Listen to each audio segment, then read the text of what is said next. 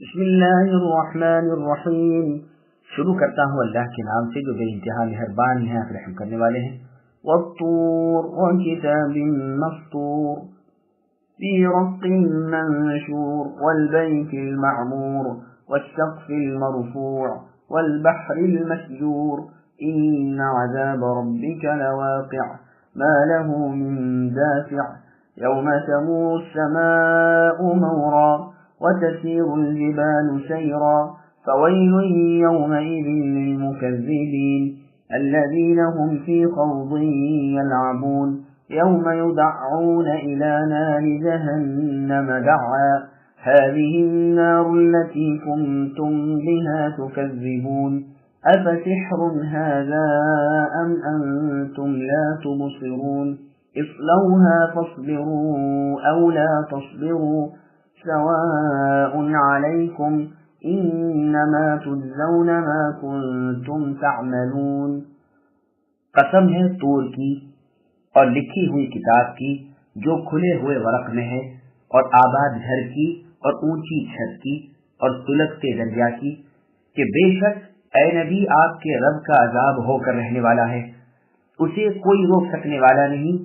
جس دن آسمان تھر تھرانے لگے گا اور پہاڑ چلنے پھرنے لگیں گے، آج جھٹلانے والوں کی پوری خرابی ہے جو اپنی بےہودہ گوئی میں اچھل کود رہے ہیں۔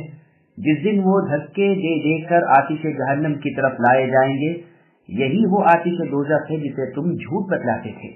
اب بتاؤ کیا یہ جادو ہے یا تم دیکھتے ہی نہیں ہو؟ جاؤ دوزخ میں، اب تمہارا صبر کرنا اور نہ کرنا تمہارے لیے یکساں ہے، تمہیں فقط تمہارے کیے اعمال کا بدلہ دیا جائے گا۔ سامعین، اب ان آیتوں کی تفصیل سماعت کیجیے۔ اللہ کا عذاب برحق ہے۔ اللہ تعالیٰ کی مخلوق میں سے ان چیزوں کی قسم کھا کر جو اللہ کی عظیم الشان قدرت کی نشانیاں ہیں، فرماتے ہیں کہ اللہ کا عذاب ہو کر رہے گا، جب وہ آئے گا کسی کی مجال نہ ہوگی کہ اسے ہٹا سکے۔ طور اس پہاڑ کو کہتے ہیں جس پر درخت ہوں، جیسے وہ پہاڑ جس پر اللہ تعالیٰ نے موسیٰ علیہ السلام سے کلام کیا تھا اور جہاں سے عیسیٰ علیہ السلام کو بھیجا تھا، اور جو خشک پہاڑ ہو اسے جبل کہا جاتا ہے، طور نہیں کہا جاتا۔ کتاب مسطور سے مراد یا تو لوح محفوظ ہے یا اللہ کی اتاری ہوئی لکھی ہوئی کتابیں ہیں جو انسانوں پر پڑھی جاتی ہیں، اس لیے تاکید فرما دیا کھلے ہوئے اور آپ میں۔ بیت المعمور کی بابت معراج والی حدیث میں ہے کہ رسول اللہ صلی اللہ علیہ وسلم فرماتے ہیں، 7ویں آسمان سے آگے بڑھنے کے بعد مجھے بیت المعمور دکھلایا گیا، جس میں ہر روز 70,000 فرشتے اللہ تعالیٰ کی عبادت کے لیے جاتے ہیں۔ دوسرے دن اتنے ہی اور، لیکن جو آج گئے ان کی باری صرف قیامت تک نہیں آتی۔ یہ روایت صحیح بخاری اور مسلم میں ہے۔ جس طرح زمین پر کعبۃ اللہ کا طواف ہوتا ہے، اسی طرح آسمانوں کے طواف کی اور عبادت کی جگہ وہ ہے۔ اسی حدیث میں ہے کہ نبی صلی اللہ علیہ وسلم نے اس وقت ابراہیم علیہ السلام کو دیکھا کہ بیت المعمور سے کمر لگائے بیٹھے ہیں۔ اس میں ایک باریک نقطہ یہ ہے کہ چونکہ خلیل اللہ ابراہیم علیہ السلام بیت اللہ کے بانی تھے، جن کے ہاتھوں زمین میں کعبۃ اللہ بنا تھا، تو انہیں وہاں بھی اس کعبے سے لگے ہوئے رسول اللہ نے معراج کی رات دیکھا، تو گویا اس عمل کی جزا اسی جیسی پروردگار نے اپنے خلیل ابراہیم علیہ السلام کو دی۔ یہ بیت المعمور ٹھیک خانہ کعبہ کے اوپر ہے اور ہے 7ویں آسمان پر۔ یوں تو ہر آسمان میں ایک ایسا گھر ہے جہاں اس آسمان کے فرشتے اللہ تعالیٰ کی عبادت کرتے ہیں۔ پہلے آسمان پر جو ایسی جگہ ہے اس کا نام بیت العزہ ہے، واللہ اعلم۔ بیت المعمور کا ذکر تفسیر ابن جریر طبری میں ہے کہ ایک شخص نے علی رضی اللہ عنہ سے پوچھا کہ بیت المعمور کیا ہے؟ علی رضی اللہ عنہ نے فرمایا وہ آسمان میں ہے، اسے سراح کہا جاتا ہے، کعبے کے ٹھیک اوپر ہے۔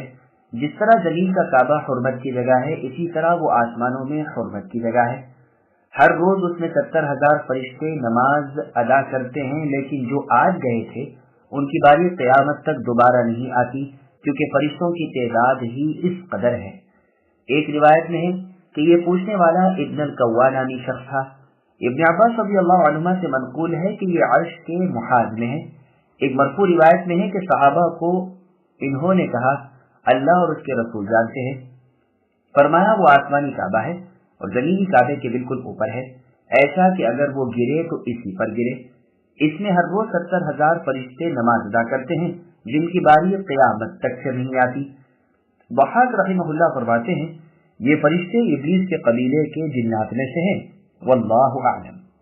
اونچی چھت سے مراد آسمان ہے، جیسے اور جگہ اللہ نے فرمایا جعلنا السماء سقفا محفوظا۔ ربیع بن انس رحمہ اللہ فرماتے ہیں مراد اس سے عرش ہے، اس لیے کہ وہ تمام مخلوق کی چھت ہے۔ اس قول کی توجیہ اس طرح ہو سکتی ہے کہ مراد عام ہو۔ بحر مسجور سے مراد وہ پانی ہے جو عرش تلے ہے، جو بارش کی طرح برسے گا، جس سے قیامت کے دن مردے اپنی اپنی قبروں سے جی اٹھیں گے۔ جمہور کہتے ہیں کہ یہی عام دریا مراد ہیں۔ انہیں جو مسجور کہا گیا ہے یہ اس لیے کہ قیامت کے دن ان دریاؤں میں آگ لگا دی جائے گی، جیسے اور جگہ ہے اللہ نے فرمایا وَإِذَا الْبِحَارُ سُجِّرَتْ، اور جب کہ دریا بھڑکا دیے جائیں گے اور ان میں آگ لگ جائے جو پھیل کر تمام اہل محشر کو گھیر لے۔ علاء بن بدر رحمہ اللہ کہتے ہیں کہ بھڑکتے ہوئے دریا اس لیے کہا گیا ہے کہ نہ اس کا پانی پینے کے کام میں آئے اور نہ کھیتی کو دیا جائے۔ یہی حال قیامت کے دن دریاؤں کا ہوگا۔ یہ معنی بھی کیے گئے ہیں کہ دریا بہتا ہوا، اور یہ بھی کہا گیا ہے کہ دریا پر شدہ ادھر ادھر جاری۔ ابن عباس رضی اللہ عنہما فرماتے ہیں مسجور سے مراد فارغ یعنی خالی ہے۔ کوئی لونڈی پانی لینے کو جائے پھر لوٹ کر کہے کہ حوض مسجور ہے، اس سے مراد یہی ہے کہ خالی ہے۔ یہ بھی کہا گیا ہے کہ معنی یہ ہے کہ اسے زمین سے روک دیا گیا ہے اس لیے کہ ڈبو نہ دے۔ ابن ابی دنیا میں ہے کہ ایک رات عمر فاروق رضی اللہ عنہ شہر کی دیکھ بھال کے لیے نکلے تو ایک مکان سے کسی مسلمان کی قرآن خوانی کی آواز کان میں پڑی۔ وہ سورہ طور پڑھ رہے تھے۔ عمر رضی اللہ عنہ نے سواری روک لی اور کھڑے ہو کر قرآن سننے لگے۔ جب وہ اس آیت پر پہنچے تو زبان سے نکل گیا کہ رب کعبہ کی قسم سچی ہے۔ پھر اپنے گدھے سے اتر پڑے اور دیوار سے تکیہ لگا کر بیٹھ گئے۔ چلنے پھرنے کی طاقت نہ رہی۔ دیر تک بیٹھے رہنے کے بعد جب ہوش و حواس ٹھکانے آئے تو اپنے گھر پہنچے، لیکن اللہ تعالیٰ کے کلام کی اس ڈراؤنی آیت کے اثر سے دل کی کمزوری کی حالت تھی کہ مہینہ بھر تک بیمار پڑے رہے، اور ایسے کہ لوگ بیمار کرسی کو آتے تھے، گو کسی کو معلوم نہ تھا کہ بیماری کیا ہے۔ ایک روایت میں ہے کہ آپ رضی اللہ عنہ کی تلاوت میں ایک مرتبہ یہ آیت آئی، اسی وقت ہچکی بن گئی اور اس قدر قلب پر اثر پڑا کہ بیمار ہو گئے۔ چنانچہ 20 دن تک عیادت کی جاتی رہی۔ اس دن آسمان تھر تھرائے گا، پھٹ جائے گا، چکر کھانے لگے گا، پہاڑ اپنی جگہ سے ہل جائیں گے، ہٹ جائیں گے، ادھر ادھر ہو جائیں گے، کانپ کانپ کر ٹکڑے ٹکڑے ہو کر پھر ریزہ ریزہ ہو جائیں گے، آخر روئی کے گالوں کی طرح ادھر ادھر اڑ جائیں گے اور بے نام و نشان ہو جائیں گے۔ اس دن ان لوگوں پر جو اس دن کو نہ مانتے تھے ویل و حسرت، خرابی اور ہلاکت ہوگی۔ اللہ تعالیٰ کا عذاب فرشتوں کی مار، جہنم کی آگ ان کے لیے ہوگی جو دنیا میں مشغول تھے اور دین کو ایک کھیل تماشا مقرر کر رکھا تھا۔ اس دن انہیں دھکے دے دے کر نارے جہنم کی طرف دھکیلا جائے گا، اور جہنم کا داروغہ ان سے کہیں گے کہ یہ وہ جہنم ہے جسے تم نہیں مانتے تھے۔ پھر مزید ڈانٹ ڈپٹ کے طور پر کہیں گے اب بولو کیا یہ جادو ہے یا تم اندھے ہو؟ جاؤ اس میں ڈوب جاؤ، یہ تمہیں چوطرف سے گھیر لے گی، اب اس کے عذاب کی تمہیں سہار ہو یا نہ ہو۔ ہائے بائے کرو خواہ خاموش رہو، اسی میں پڑے بلستے رہو گے، کوئی ترکیب فائدہ نہ دے گی، کسی طرح چھوٹ نہ سکو گے۔ یہ اللہ تعالیٰ کا ظلم نہیں بلکہ صرف تمہارے اعمال بد کا بدلہ ہے۔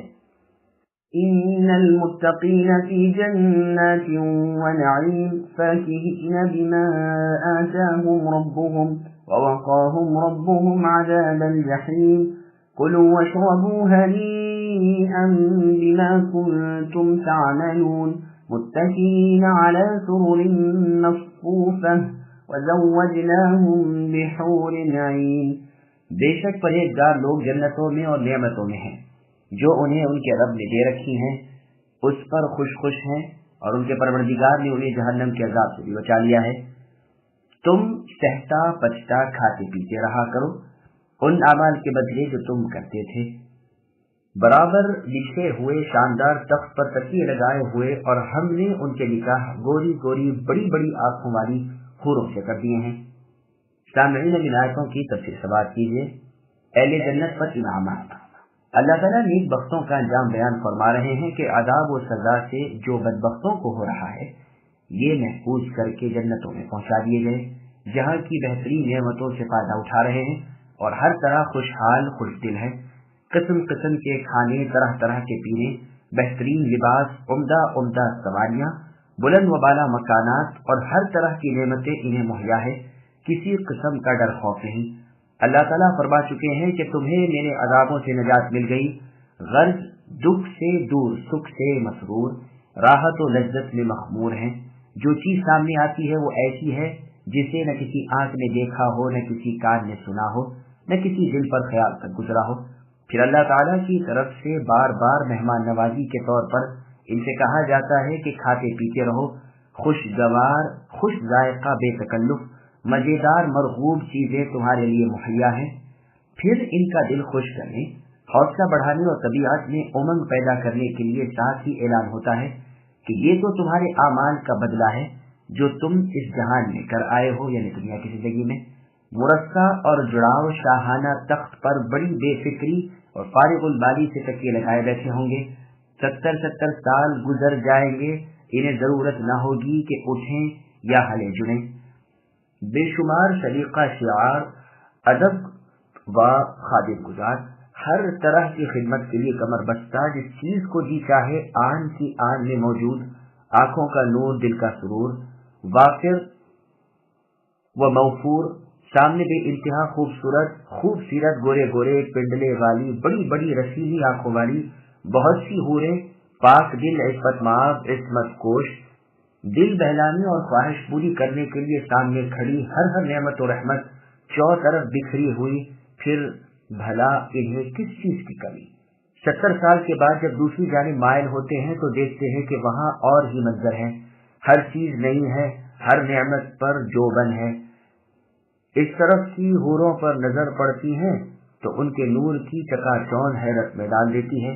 ان کی پیاری پیاری بھولی بھالی شکلیں، اچھوتے پنڈے اور کوارے پہ کی شرمیلی نظریں اور جوانی کا باقاپن دل پر مقناطیسی اثر ڈالتا ہے۔ جنتی کچھ کہے اس سے پہلے ہی وہ اپنی شیریں کلامی سے عجیب انداز سے کہتی ہے، شکر ہے کہ آپ کا التفات ہماری طرف بھی ہوا۔ غرض اسی طرح من مانگی نعمتوں میں مست ہو رہے ہیں۔ پھر ان جنتیوں کے تخت باوجود قطار وار ہونے کے اس طرح نہ ہوں گے کہ کسی کو کسی کی پیٹھ ہو، بلکہ آمنے سامنے ہوں گے۔ کسی اور جگہ اللہ نے فرمایا ہے، علی سرر متقابلین، تختوں پر اہل جنت ہوں گے اور ایک دوسرے کے آمنے سامنے ہوں گے۔ پھر آگے اللہ فرماتے ہیں، ہم نے ان جنتیوں کے نکاح میں حوریں دے رکھی ہیں جو کبھی دل میلا نہ کریں، جب نظر پڑے جی خوش ہو جائے، اور ظاہری خوبصورتی کی تو کسی سے تعریف ہی کیا ہو سکتی ہے۔ ان کے اوصاف کے بیان کی حدیثیں وغیرہ کئی مقامات پر گزر بھی چکی ہیں، اس لیے انہیں یہاں وارد کرنا چندہ ضروری نہیں۔ والذين آمنوا واتبعتهم ذريتهم بإيمان ألحقنا بهم ذريتهم وما ألتناهم من عملهم من شيء كل امرئ بما كسب رهين وأمددناهم بفاكهة ولحم مما يشتهون يتنازعون فيها كأسا لا لغو فيها ولا تأثيم ويطوف عليهم غلمان لهم كأنهم لؤلؤ مكنون وأقبل بعضهم على بعض يتساءلون قالوا إنا كنا قبل في أهلنا مشفقين فمن الله علينا ووقانا عذاب السموم إنا كنا من قبل ندعوه إنه هو البر الرحيم۔ اور جو لوگ ایمان لائے اور ان کی اولاد نے بھی ایمان میں ان کا ساتھ دیا، ہم ان کی اولاد کو ان تک پہنچا دیں گے اور ان کے عمل سے ہم کچھ کم نہ کریں گے۔ ہر شخص اپنے اپنے اعمال میں گرفتار ہے۔ ہم ان کے لیے میوے اور مرغوب گوشت کی ریل پہل کر دیں گے، خوش طبعی کے ساتھ ایک دوسرے سے جام شراب کی چھینا چھپٹی کریں گے، جس شراب کے سرور میں نہ تو بےہودہ گوئی ہوگی نہ گناہ، اور ان کے ارد گرد ان کے نو عمر غلام چل پھر رہے ہوں گے، گویا کہ وہ مروارید تھے جو ڈھکے رکھے تھے۔ آپس میں ایک دوسرے کی طرف متوجہ ہو کر بات چیت کریں گے، کہیں گے کہ اس سے پہلے ہم اپنے گھر والوں میں بہت ڈرا کرتے تھے، اللہ تعالیٰ نے ہم پر بڑا احسان کیا اور ہمیں تیز و تند گرم ہواؤں کے عذاب سے بچا لیا۔ اس سے پہلے ہی اللہ کی عبادت کیا کرتے تھے، بے شک وہ محسن اور مہربان ہیں۔ سامعین، اب ان آیتوں کی تفصیل سماعت کیجیے۔ اہل ایمان کی اولاد، اللہ جل شانہ اپنے فضل و کرم اور لطف و رحم، اپنے احسان اور انعام کا بیان فرماتے ہیں کہ جن مؤمنوں کی اولادیں بھی ایمان میں اپنے باپ دادوں کی راہ لگ جائیں لیکن اعمال صالحہ میں اپنے بڑوں سے کم ہو، پروردگار ان کے نیک اعمال کا بدلہ بڑھا چڑھا کر انہیں ان کے بڑوں کے درجے میں پہنچا دیں گے، تاکہ بڑوں کی آنکھیں چھوٹوں کو اپنے پاس دیکھ کر ٹھنڈی رہیں اور چھوٹے بھی اپنے بڑوں کے پاس حشاش بشاش رہیں۔ ان کے عملوں کی بڑھوتری ان کے بزرگوں کے اعمال کی کمی سے نہ کی جائے گی، بلکہ محسن و مہربان رب اللہ تعالیٰ انہیں اپنے معمور خزانوں میں سے عطا فرمائیں گے۔ ابن عباس رضی اللہ عنہ اس آیت کی تفسیر میں یہی فرماتے ہیں۔ مسند احمد میں حدیث ہے کہ رسول اللہ صلی اللہ علیہ وسلم نے فرمایا، اللہ تعالیٰ اپنے نیک بندے کا درجہ جنت میں دفعتاً بڑھاتے ہیں۔ وہ دریافت کرتا ہے کہ اے اللہ، میرا یہ درجہ کیسے بڑھ گیا؟ اللہ تعالیٰ ارشاد فرماتے ہیں کہ تیری اولاد نے تیرے لیے استغفار کیا، اس بنا پر میں نے تیرا درجہ بڑھا دیا۔ اس حدیث کی اسناد بالکل صحیح ہے، وہ بخاری و مسلم میں ان لفظوں سے نہیں آئی، لیکن اس جیسی ایک روایت صحیح مسلم میں اس طرح مروی ہے کہ ابن آدم کے مرتے ہی اس کے اعمال موقوف ہو جاتے ہیں، لیکن 3 عمل کے وہ مرنے کے بعد بھی ثواب پہنچاتے رہتے ہیں۔ ایک صدقہ جاریہ، دوسرا علم دین جس سے نفع پہنچتا رہے، تیسرا نیک اولاد جو مرنے والے کے لیے دعائیں خیر کرتی رہے۔ جنت کی نعمتیں، چونکہ یہاں بیان ہوا تھا کہ مومنوں کی اولاد کے درجے بے عمل بڑھا دیے گئے، تو ساتھ ہی ساتھ اپنے اس فضل کے بعد اللہ تعالیٰ اپنے عدل کا بیان فرماتے ہیں کہ کسی کو کسی کے اعمال میں پکڑا نہ جائے گا، بلکہ ہر شخص اپنے اپنے عمل میں رہن ہوگا۔ باپ کا بوجھ بیٹے پر اور بیٹے کا باپ پر نہ ہوگا، جیسے اور جگہ ہے اللہ نے فرمایا کل نفس بما کسبت رہینہ، یعنی ہر شخص اپنے کیے ہوئے کاموں میں گرفتار، سوائے ان لوگوں کے کہ جن کے دائیں ہاتھ میں نام اعمال پہنچے ہیں، وہ جنتوں میں بیٹھے ہوئے گنہگاروں سے دریافت کرتے ہیں۔ پھر آگے ارشاد ہوتا ہے کہ ان جنتیوں کو قسم قسم کے میوے اور طرح طرح کے گوشت دیے جاتے ہیں، جس چیز کو جی چاہے جس پر دل آئے وہ ایک لفظ موجود ہو جاتی ہے۔ شراب طہور کے چھلکتے ہوئے جام ایک دوسرے کو پلا رہے ہیں، جس کے پینے سے سرور اور کیف و لطف اور بہار حاصل ہوتا ہے، لیکن بد زبانی بےہودہ گوئی نہیں ہوتی، ہذیان نہیں بکتے، بے ہوش نہیں ہوتے، سچا سرور اور پوری خوشی حاصل، بس جھک سے دور، گناہ سے غافل، باطل و کذب سے دور، غیبت و گناہ سے نفور۔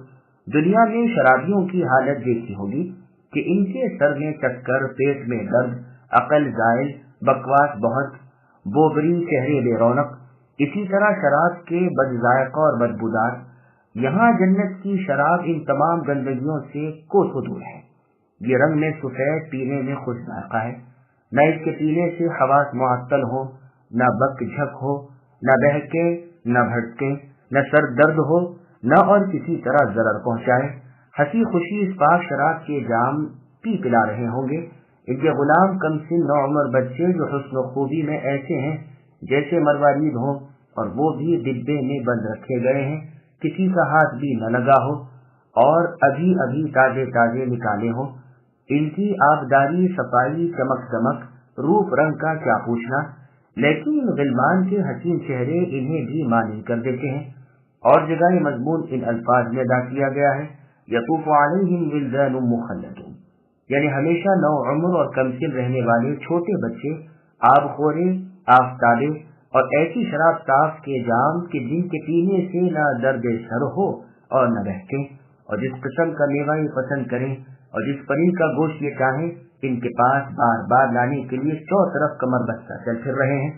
اس دور شراب کے وقت آپس میں گھل مل کر ہر طرح کی باتیں کریں گے، دنیا کے احوال یاد آئیں گے، کہیں گے کہ ہم دنیا میں جب اپنے والوں میں تھے تو اپنے رب کے آج کے دن کے عذابوں سے سخت لرزاں و ترساں تھے۔ الحمدللہ، رب نے ہم پر خاص احسان کیا اور ہمارے خوف کی چیز سے ہمیں امن دیا۔ ہم اللہ ہی سے دعائیں التجائیں کرتے رہے، اللہ نے ہماری دعائیں قبول فرما لی اور ہمارا سوال پورا کر دیا۔ یقیناً اللہ تعالیٰ بہت ہی نیک سلوک اور رحم کرنے والے ہیں۔ فائدہ تفسیر ابن ابی حاتم میں ام المؤمنین عائشہ رضی اللہ عنہا نے جب اس آیت کی تلاوت کی تو یہ دعا پڑھی، اللہم من علینا وقنا عذاب السموم انک انت البر الرحیم، یعنی اے اللہ ہم پر احسان فرمائیے اور ہمیں گرم زہریلے دھوئیں کے عذاب سے بچائیے، بے شک آپ اچھا سلوک کرنے والے مہربان ہیں۔ اس روایت کے راوی امام احمد رحمہ اللہ راوی حدیث سے پوچھا گیا کہ اس آیت کو پڑھ کر یہ دعا ام المؤمنین عائشہ رضی اللہ عنہا نے نماز کے اندر مانگی تھی؟ جواب دیا کہ ہاں۔ فذكر فما أنت بنعمة ربك بكاهن ولا مجنون أم يقولون شاعر نتربص به ريب المنون قل تربصوا فإني معكم من المتربصين أم تأمرهم أحلامهم بهذا أم هم قوم طاغون أم يقولون تقوله بل لا يؤمنون فليأتوا بحديث مثله إن كانوا صادقين أم خلقوا من غير شيء أم هم الخالقون أم خلقوا السماوات والأرض بل لا يوقنون أم عندهم خزائن ربك أم هم المسيطرون أم لهم سلم يستمعون فيه فليأت مستمعهم بسلطان مبين أم له البنات ولكم البنون أم تسألهم أجرا فهم من مغرم مثقلون أم عندهم الغيب فهم يكتبون أم يريدون كيدا فالذين كفروا هم المكيدون أم لهم إله غير الله سبحان الله عما يشركون۔ آپ اے نبی سمجھاتے رہیے کیونکہ آپ اپنے رب کے فضل سے نہ تو کاہن ہیں نہ دیوانے۔ کیا کافر یوں کہتے ہیں کہ یہ شاعر ہے، ہم اس پر زمانے کے حوادث یعنی موت کا انتظار کر رہے ہیں؟ آپ کہہ دیجئے تم منتظر رہو، میں بھی تمہارے ساتھ انتظار کرنے والوں میں ہوں۔ کیا ان کی عقلیں انہیں یہی سکھاتی ہیں یا یہ لوگ شرارت پر ہی ہیں؟ کیا یہ کہتے ہیں کہ اس نبی نے قرآن خود گھڑ لیا ہے؟ واقعہ یہ ہے کہ ان میں ایمان ہی نہیں۔ اچھا اگر یہ سچے ہیں تو بھلا اس جیسی ایک ہی بات یہ بھی تو لے آئیں۔ کیا یہ بغیر کسی پیدا کرنے والے کے خود بخود پیدا ہو گئے ہیں یا یہ خود پیدا کرنے والے ہیں؟ کیا انہوں نے ہی آسمان و زمین کو پیدا کیا ہے؟ بلکہ یہ یقین نہ کرنے والے لوگ ہیں۔ یا کیا ان کے پاس اے نبی آپ کے رب کے خزانے ہیں یا ان خزانوں کے یہ داروغہ ہیں؟ یا کیا ان کے پاس کوئی سیڑھی ہے جس پر چڑھ کر سن آئے ہیں؟ اگر ایسا ہے تو ان کا سننے والا کوئی روشن دلیل پیش کرے۔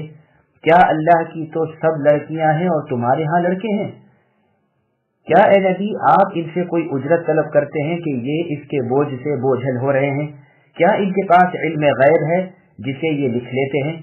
کیا یہ لوگ کوئی فریب کرنا چاہتے ہیں؟ اے نبی آپ یقین کر لیں کہ فریب خوردہ جماعت کافروں کی ہے۔ کیا اللہ کے سوا ان کا کوئی اور معبود ہے؟ ہرگز نہیں، اللہ تعالیٰ ان کے شرک سے پاک ہے۔ سامعین اب آیتوں کی تفسیر سماعت کیجیے۔ کفار پیغمبر صلی اللہ علیہ وسلم کو شاعر کہتے تھے۔ اللہ تعالیٰ اپنے نبی کو حکم دیتے ہیں کہ اللہ کی رسالت اللہ کے بندوں تک پہنچاتے رہیں۔ ساتھ ہی بدکاروں نے جو بہتان رسول اللہ پر باندھ رکھے تھے ان سے بھی آپ کی صفائی کرتے ہیں۔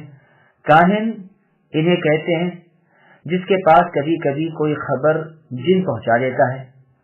تو ارشاد ہوا کہ اللہ کے دین کی تبلیغ اے نبی آپ کیجیے۔ الحمدللہ آپ نہ تو جنات والے ہیں نہ جنون والے۔ پھر کافروں کا قول نقل فرماتے ہیں کہ یہ کفار کہتے ہیں کہ محمد صلی اللہ علیہ وسلم تو ایک شاعر ہیں، اے نبی انہیں کہنے دیجیے جو کہہ رہے ہیں، ان کے انتقال کے بعد ان کی سی کون کہے گا، ان کا یہ دین ان کے ساتھ ہی فنا ہو جائے گا۔ پھر اپنے نبی محمد صلی اللہ علیہ وسلم کو اللہ تعالیٰ اس کا جواب دینے کو فرماتے ہیں کہ اچھا ادھر تم انتظار کرتے ہو ادھر میں بھی منتظر ہوں۔ دنیا دیکھ لے گی کہ انجام کار غلبہ اور غیر فانی کامیابی کسے حاصل ہوتی ہے۔ چنانچہ دارالندوہ میں قریش مکہ کا مشورہ ہوا کہ محمد صلی اللہ علیہ وسلم بھی مثل اور شاعروں کے ایک شعر گو ہیں، انہیں قید کر لو، یہ وہیں ہلاک ہو جائیں گے جس طرح زہیر اور نابغہ کا حشر ہوا۔ اس پر یہ آیتیں اتری۔ پھر آگے اللہ فرماتے ہیں کیا ان کافروں کی دانائی انہیں یہی سمجھاتی ہے کہ باوجود جاننے کے پھر بھی آپ کی نسبت اے نبی غلط افواہیں اڑائیں اور بہتان بازی کریں؟ حقیقت یہ ہے کہ یہ कुफ्फार बड़े सरकश, गुमराह और इनाद रखने वाले लोग हैं। दुश्मनी में आकर वाकयात से कशनपोशी करके आपको मुफ्त में बुरा भला कहते हैं। क्या ये कहते हैं कि इस कुरान को मोहम्मद सल्लल्लाहु अलैहि वसल्लम ने खुद आप बना लिया है? फिर वाकई ऐसा तो नहीं, लेकिन इनका कुफ्र इनके मुंह से ये गलत और झूठ बात निकलवा रहा है। अगर ये कुफ्फार सच्चे हैं तो फिर ये खुद भी मिलजुल कर एक ही ऐसी बात बनाकर दिखा तो दें। ये कुफ्फार कुरैश तो क्या, अगर इनके साथ रोए जमीन के जिन्नात व इंसान मिल जाएं, जब भी इस कुरान की नजीर से सब आजिज रहेंगे। और पूरा कुरान तो बड़ी चीज है, इस जैसी 10 सूरतें बल्कि एक सूरत भी क़यामत तक नहीं बना ला सकते। तौहीद उलूहियत और तौहीद रुबूबियत के दलाइल। तौहीद रुबूबियत और तौहीद उलूहियत का सबूत दिया जा रहा है। अल्लाह ताला फरमाते हैं, क्या ये कुफ्फार बगैर मूजिद के मौजूद हो गए या ये खुद अपने मूजिद आप ही हैं? दरअसल दोनों बातें नहीं, बल्कि इनका खालिक अल्लाह ताला है। ये कुछ न थे, अल्लाह ताला ने इन्हें पैदा कर दिया। जुबैर इब्न मुतइम रज़ियल्लाहु अन्हु फरमाते हैं, नबी सल्लल्लाहु अलैहि वसल्लम मगरिब की नमाज में सूरह तूर की तिलावत कर रहे थे। मैं कान लगाए सुन रहा था। जब नबी सल्लल्लाहु अलैहि वसल्लम मुसैतिरून तक पहुंचे तो मेरी ये हालत हो गई कि गोया मेरा दिल उड़ा जा रहा है। ये रिवायत बुखारी की है, नीर मुस्लिम में भी है। बदरी कैदियों में ये जुबैर रज़ियल्लाहु अन्हु भी आए थे। उस वक्त ये काफिर और मुशरिक थे। ये उस वक्त का वाक़या है जब ये काफिर थे। कुरान पाक की इन आयतों को सुनना इनके इस्लाम का जरिया बन गया। फिर आगे अल्लाह फरमाते हैं, क्या आसमान और जमीन के पैदा करने वाले ये कुफ्फार हैं? ये भी नहीं, बल्कि ये जानते हुए कि खुद इनका और कुल मखलूकात का रचाने और पैदा करने वाले तो अल्लाह ही है, फिर भी ये लोग अपनी बेयकीनी से बाज नहीं आते।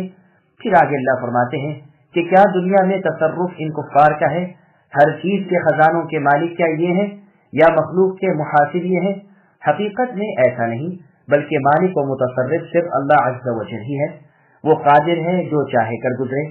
फिर फरमाते हैं, क्या ऊंचे आसमानों तक चढ़ जाने का कोई जीना इन कुफ्फार के पास है? अगर यूं है तो इनमें से जो वहां पहुंचकर कलाम सुन आता है वो अपने अक़वाल व अफ़आल की कोई आसमानी दलील पेश करे, लेकिन न वो पेश कर सकता है न वो किसी हक़ानियत के पाबंद है।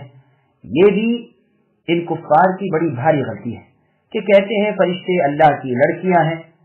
क्या मजे की बात है कि अपने लिए तो लड़कियां नापसंद करें और अल्लाह ताला के लिए साबित करें।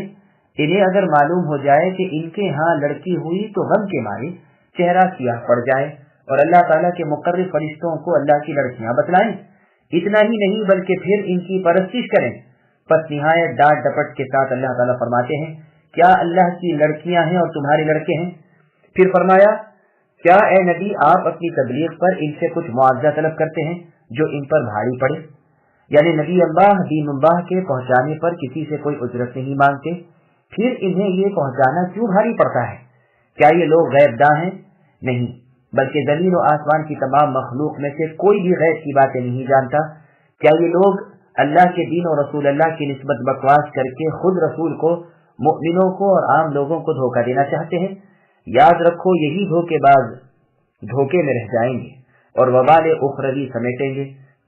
फिर आगे अल्लाह ने फरमाया, क्या अल्लाह के सिवा इनके और माबूद हैं? अल्लाह की इबादत में बुतों को और दूसरी चीजों को ये क्यों शरीक करते हैं?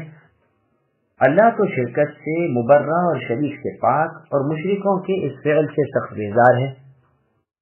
وَإِن يَرَوْا كِسْفًا مِّنَ السَّمَاءِ سَاقِطًا يَقُولُوا سَحَابٌ مَّرْكُومٌ فَذَرْهُمْ حَتَّى يُلَاقُوا يَوْمَهُمُ الَّذِي فِيهِ يُصْعَقُونَ يَوْمَ لَا يُغْنِي عَنْهُمْ كَيْدُهُمْ شَيْئًا وَلَا هُمْ يُنصَرُونَ وَإِنَّ لِلَّذِينَ ظَلَمُوا عَذَابًا دُونَ ذَلِكَ وَلَكِنَّ أَكْثَرَهُمْ لَا يَعْلَمُونَ واصبر لحكم ربك فإنك بأعيننا وسبح بحمد ربك حين تقوم ومن الليل فسبحه وإدبار النجوم۔ अगर ये काफिर लोग आसमान के किसी टुकड़े को गिरता हुआ देख लें तब भी कह दें कि ये तो तहबतह बादल है। ऐ नबी, आप इन्हें छोड़ दीजिए यहाँ तक कि इन्हें उस दिन से सादिका पड़े जिसमें ये बेहोश कर दिए जाएंगे, जिस दिन इन्हें इनका मकर कुछ काम न आएगा और न वो मदद किए जाएंगे। बेशक जालिमों के लिए इसके अलावा और अजाब भी हैं, लेकिन इन लोगों में से अक्सर बेइल्म हैं। ऐ नबी, आप अपने रब के हुक्म के इंतजार में सब्र से काम लीजिए। बेशक आप पर हमारी आंखें लगी हुई हैं, صبح کو جب آپ اٹھے اپنے رب کی پاکی اور حمد بیان کیا کریں، اور رات کو بھی اللہ کی تسبیح پڑھیے اور ستاروں کے ڈوبتے وقت بھی۔ سامعین ولایتوں کی تفصیل سماعت کیجیے۔ قیامت کا ذکر مشرکوں اور کافروں کے عناد کا بیان ہو رہا ہے کہ یہ اپنی سرکشی، ضد اور ہر دھرمی میں اس قدر بڑھ گئے ہیں کہ اللہ تعالیٰ کے عذاب کو محسوس کر لینے کے بعد بھی انہیں ایمان کی توفیق نہ ہوگی۔ یہ اگر دیکھ لیں گے کہ آسمان کا کوئی ٹکڑا اللہ تعالیٰ کا عذاب بن کر ان کے سروں پر گر رہا ہے تو بھی انہیں تصدیق و یقین نہ ہوگا، بلکہ صاف کہہ دیں گے کہ غلیظ ابر ہے، یعنی موٹا، جو پانی برسانے کو آ رہا ہے۔ جیسے اور جگہ اللہ نے فرمایا وَلَوْ فَتَحْنَا عَلَيْهِمْ بَابًا مِنَ السَّمَاءِ الْآيَةِ، یعنی اگر ہم ان کافروں پر ان کے لیے آسمان کا کوئی دروازہ بھی کھول دیں اور یہ وہاں چڑھ جائیں، تب بھی یہ تو یہی کہیں گے کہ ہماری آنکھیں باندھ دی گئی ہیں، بلکہ ہم پر جادو کر دیا گیا ہے۔ یعنی معجزات جو یہ طلب کر رہے ہیں اگر ان کی چاہت کے مطابق ہی دکھا دیے جائیں، بلکہ خود انہیں آسمانوں پر چڑھا دیا جائے، جب بھی یہ کوئی بات بنا کر ٹال دیں گے اور ایمان نہ لائیں گے۔ اے نبی صلی اللہ علیہ وسلم، آپ انہیں چھوڑ دیجئے، قیامت والے دن خود انہیں معلوم ہو جائے گا۔ اس دن ان کی ساری فریب کاریاں رکھی کی رکھی رہ جائیں گی، کوئی مکاری وہاں کام نہ دے گی، چوکڑی چوک جائیں گے اور چالاکی بھول جائیں گے۔ آج جن جن کو یہ پکارتے ہیں اور اپنا مددگار جانتے ہیں، اس دن سب کے منہ تکیں گے اور کوئی نہ ہوگا جو ان کی ذرا سی بھی مدد کر سکے، بلکہ ان کی طرف سے کچھ عذر بھی پیش کر سکے۔ یہی نہیں کہ انہیں صرف قیامت کے دن ہی عذاب ہو اور یہاں اطمینان و آرام کے ساتھ زندگی گزار لیں، بلکہ ناانصافوں کے لیے اس سے پہلے دنیا میں بھی عذاب تیار ہیں۔ جیسے اور جگہ اللہ نے فرمایا وَلَنُذِيقَنَّهُم مِّنَ الْعَذَابِ الْأَدْنَىٰ دُونَ الْعَذَابِ الْأَكْبَرِ لَعَلَّهُمْ يَرْجِعُونَ، یعنی ہم ان کافروں کو آخرت کے بڑے عذابوں کے علاوہ دنیا میں بھی عذاب کا مزہ چکھائیں گے تاکہ یہ رجوع کریں۔ لیکن ان میں کے اکثر بے علم ہیں، نہیں جانتے کہ یہ دنیاوی مصیبتوں میں بھی مبتلا ہوں گے اور اللہ کی نافرمانیاں رنگ لائیں گی۔ یہی بے علمی ہے جو انہیں اس بات پر آمدہ کرتی ہے کہ گناہ پر گناہ، ظلم پر ظلم کرتے جائیں، پکڑے جاتے ہیں، عبرت حاصل ہوتی ہے، لیکن جہاں پکڑ ہٹی یہ پھر ویسے کے ویسے سخت دل بن کر بدکار بن گئے۔ بعض حدیث میں ہے کہ منافق کی مثال اونٹ کی سی ہے، جس طرح اونٹ نہیں جانتا کہ اسے کیوں باندھا اور کیوں کھولا، اسی طرح منافق بھی نہیں جانتا کہ کیوں بیمار ڈالا گیا اور کیوں تندرست کر دیا گیا۔ اثر الہی میں ہے، بندہ کہتا ہے کہ اے اللہ میں کتنی ایک آپ کی نافرمانیاں کروں گا اور آپ مجھے سزا نہ دیں گے۔ اللہ تعالیٰ نے فرمایا اے میرے بندے، کتنی مرتبہ میں نے تجھے عافیت دی اور تجھے علم بھی نہ ہوا۔ پھر آگے اللہ فرماتے ہیں کہ اے نبی آپ صبر کیجئے، ان کی ایذا دہی سے تنگ دل نہ ہو جائیے، ان کی طرف سے کوئی خطرہ بھی دل میں نہ لائیے۔ سنیے آپ ہماری حفاظت میں ہیں، آپ ہمارے آنکھوں کے سامنے ہیں، آپ کی نگہبانی کے ذمہ دار خود ہم ہیں، تمام دشمنوں سے آپ کو بچانا ہمارے سپرد ہے۔ اللہ کی تسبیح ہے۔ پھر اللہ تعالیٰ حکم دیتے ہیں کہ جب اے نبی آپ کھڑے ہوں تو اللہ تعالیٰ کی پاکی اور تعریف بیان کیجیے۔ اس کا ایک مطلب یہ بیان کیا گیا ہے کہ جب نماز کے لیے کھڑے ہوں، دوسرا مطلب یہ بیان کیا گیا ہے کہ جب رات کو آپ جاگیں۔ دونوں مطلب درست ہیں۔ چنانچہ صحیح مسلم میں ایک حدیث ہے کہ نماز شروع کرتے ہی نبی صلی اللہ علیہ وسلم فرماتے سبحانک اللہم و بحمدک وتبارک اسمک وتعالی جدک ولا الہ غیرک، یعنی اے اللہ آپ پاک ہیں، تمام تعریفوں کے مستحق ہیں، آپ کا نام برکتوں والا ہے، آپ کی بزرگی بہت بلند و بالا ہے اور آپ کے سوا کوئی معبود برحق نہیں۔ مسند احمد اور سنن میں بھی رسول اللہ صلی اللہ علیہ وسلم کا یہ کہنا مروی ہے۔ مسند احمد میں ہے کہ رسول اللہ صلی اللہ علیہ وسلم نے فرمایا جو شخص رات کو جاگے اور کہے لا الہ الا اللہ وحدہ لا شریک لہ لہ الملک ولہ الحمد وہو علی کل شیء قدیر، یعنی نہیں ہے کوئی معبود برحق سوائے اللہ کے، وہ اکیلے ہیں، ان کا کوئی شریک نہیں، بادشاہت انہی کی ہے اور تعریف اور شکر بھی انہی کے لیے ہے اور وہ ہر چیز پر قادر ہے۔ سبحان اللہ والحمد للہ ولا الہ الا اللہ واللہ اکبر ولا حول ولا قوت الا باللہ، اللہ کی ذات پاک ہے، تعریف و شکر اللہ ہی کے لیے ہے اور نہیں ہے کوئی معبود برحق سوائے اللہ کے، اور اللہ سب سے بڑے ہیں، اور نیکی کرنے کی طاقت اور برائی سے بچنے کی ہمت اللہ کی توفیق اور اجازت کے بغیر ممکن نہیں۔ پھر اس کے بعد خواہ بندہ اپنے لیے بخشش کی دعا کرے، خواہ جو چاہے طلب کرے، اللہ تعالیٰ اس کی دعا قبول فرماتے ہیں۔ پھر اگر اس نے پختہ ارادہ کیا اور وضو کر کے نماز بھی ادا کی تو وہ نماز قبول کی جاتی ہے۔ یہ حدیث صحیح بخاری اور سنن میں بھی مروی ہے۔ مجاہد رحمہ اللہ فرماتے ہیں اللہ تعالیٰ کی تسبیح اور حمد کے بیان کرنے کا حکم ہر مجلس سے کھڑے ہونے کے وقت ہے۔ ابو الاحوص رحمہ اللہ کا قول بھی یہی ہے کہ جب کسی مجلس سے اٹھنا چاہے یہ پڑھے سبحانک اللہم و بحمدک۔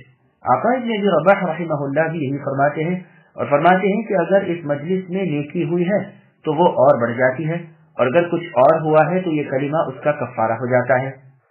سنن ترمذی میں ہے رسول اللہ فرماتے ہیں کہ جو شخص کسی مجلس میں بیٹھے وہاں کچھ بک جھک ہوا اور کھڑا ہونے سے پہلے ان کلمات کو کہہ لے تو اس مجلس میں جو کچھ ہوا ہے اس کا کفارہ ہو جاتا ہے۔ اس حدیث کو امام ترمذی رحمہ اللہ حسن صحیح کہتے ہیں۔ امام حاکم رحمہ اللہ اسے مستدرک میں روایت کر کے فرماتے ہیں اس کی سند مسلم کی شرط پر ہے۔ ہاں امام بخاری رحمہ اللہ نے اس میں علت نکالی ہے۔ میں یعنی ابن کثیر کہتا ہوں کہ امام احمد، امام مسلم، امام ابو حاتم، امام ابو زرعہ، امام دارقطنی رحمہ اللہ وغیرہ نے بھی اسے معلول کہا ہے اور وہم کی نسبت ابن جریج رحمہ اللہ کی طرف کی ہے، مگر یہ روایت سنن نبی داؤد میں جس سند سے مروی ہے اس میں ابن جریج رحمہ اللہ ہے ہی نہیں، اور وہ روایت سندن بالکل صحیح ہے۔